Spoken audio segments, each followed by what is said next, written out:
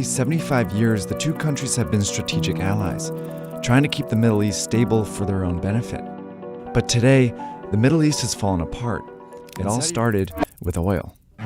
In 1938, a lot of it was discovered in the new country of Saudi Arabia. For here are more proved and readily accessible reserves than in all of North and South America together. In 1945, U.S. President Franklin Roosevelt made a deal with the Saudi king, Abdulaziz Al Saud. The Saudis would provide the U.S. with a safe, reliable source of oil, and in exchange, the U.S. would support and protect the Saudis. This was at a time.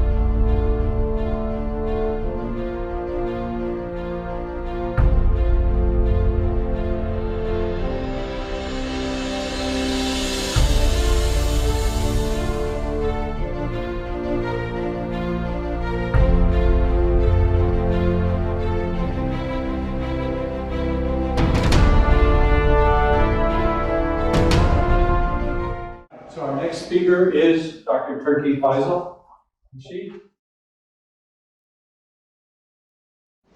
To give you some background about myself, I am really good at reading the future. When these things fall, JASTA and all these things, I should be very happy. And in fact, I'm not. I was extremely sad. Because what I wrote, what I published, what I've been arguing privately with a very high level, and that's maybe one of the things that have really made me go into go for my master and doctorate, which it took me 10 years, because I want to give more credibles to the people that I am.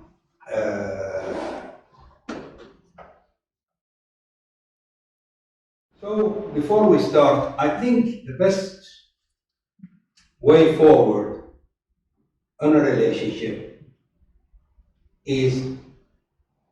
lies in admittingly it's all over its current incarnation.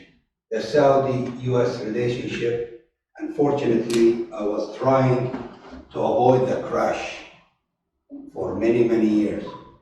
Unfortunately, people did not get that until to the reach to where we are now. We'll go more in detail on that.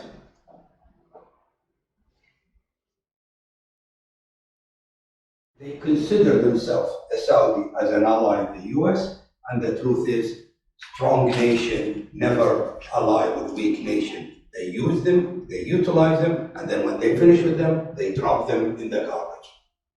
And this ally business, many Saudis, illusions, have that. And one of the biggest failures we had in Saudi Arabia for the last 70 years, that is our relationship is restricted between White House administration and the capital of Saudi Arabia, restricted to a handful of people who are doing the relationship. Saudi relationship, basically, oil, arms sales, a little bit of food, and then social as education, sustainable agricultural development. I have to put that in, even though a little bit out of the way. The U.S. is the biggest arms dealer in the world, and Saudi Arabia is its #1 customer. For nearly 75. Unfortunately, what's going on between Saudi Arabia and the U.S. is the U.S. Americans are victims of it, the Saudis are victims of it.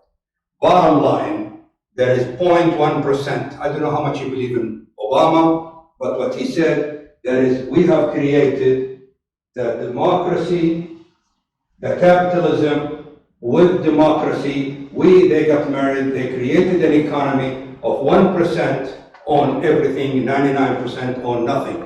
You can see here, this is the sales of the arms. We are buying arms right and left, and what's the value for it is absolutely worthless. But Saudi Arabia, United States, oil in between, and what's included in that barrels is a lot. As you can see here, how much the US Saudi Arabia imports from 1990 to 2016. We have the economic relationship, as we said here, 1.5 billion, and this is how much trade investment we have between the US and Saudi Arabia. We are the fourth largest group, I think almost 100,000 Saudi students in the US. We have 8,000 Saudi families live in Washington, D.C. alone. We have a 36,000 Americans working in Saudi Arabia. In here, I believe that is the relationship, how to go forward is through social agriculture, improve the life of many, many people. And using agriculture as a tool to enhance security, alleviate poverty, and promote economic growth.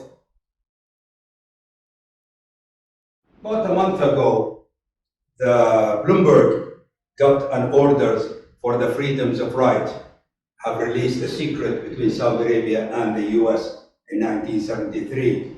Bottom line, if Saudi Arabia decided today to sell oil and quoted it by different currency, that will destroy the dollars from its dominee.